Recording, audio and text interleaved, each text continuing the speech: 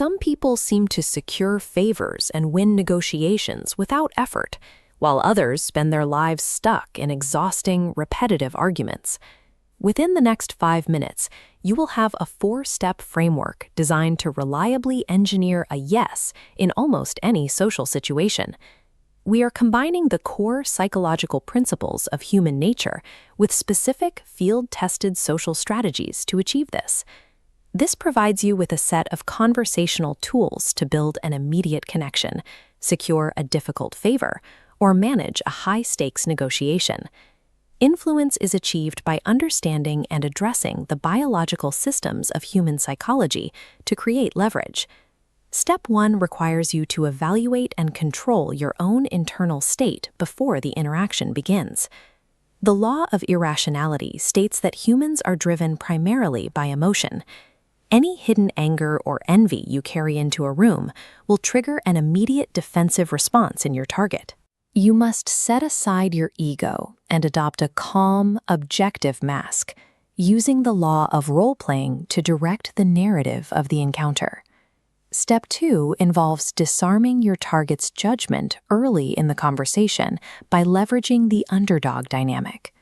This graph illustrates the U-shaped attention curve, because listeners are most alert at the very start and the end of a conversation. These are the moments where your words have the highest impact.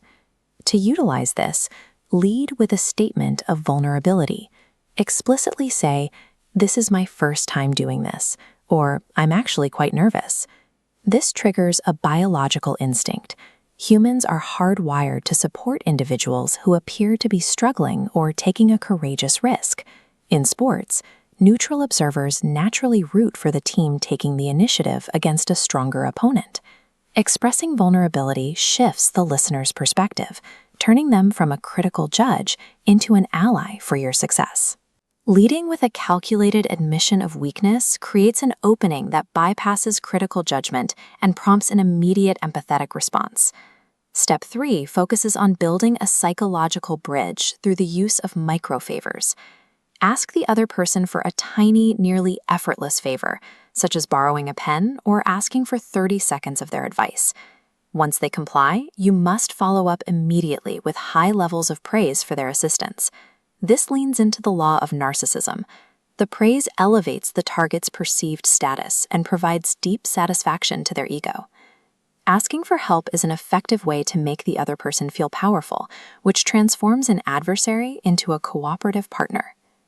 Step 4 is driving the final outcome. You will now choose a specific psychological trigger based on your goal. In scenario A, where you need a task completed, you can use an ego challenge. Rather than asking for help, state that the task needs to be done, but express doubt that they can handle it. Say, "I need this done, but it's probably too difficult for you." This forces them to engage with their own narcissism. They often complete the task simply to prove your assessment of their ability was wrong.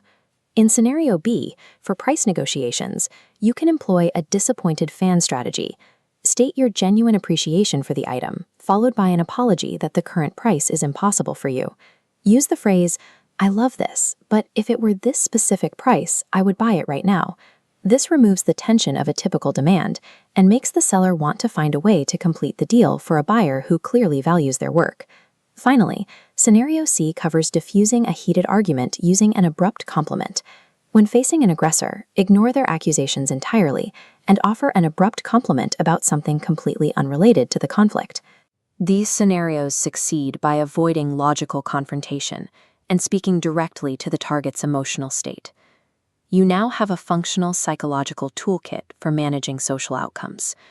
You have learned to manage internal emotions, use vulnerability to disarm, build rapport with small favors, and trigger the ego to reach a conclusion. Success depends on execution. If these tactics feel forced, they will fail. You must inhabit your role naturally to maintain the integrity of the interaction. Your first objective is to request a tiny favor from someone today. Watch how their attitude changes when you offer the opportunity to help. Applying these principles changes the nature of a conversation. Instead of hoping for a favorable outcome, you're managing the specific psychological forces that produce it.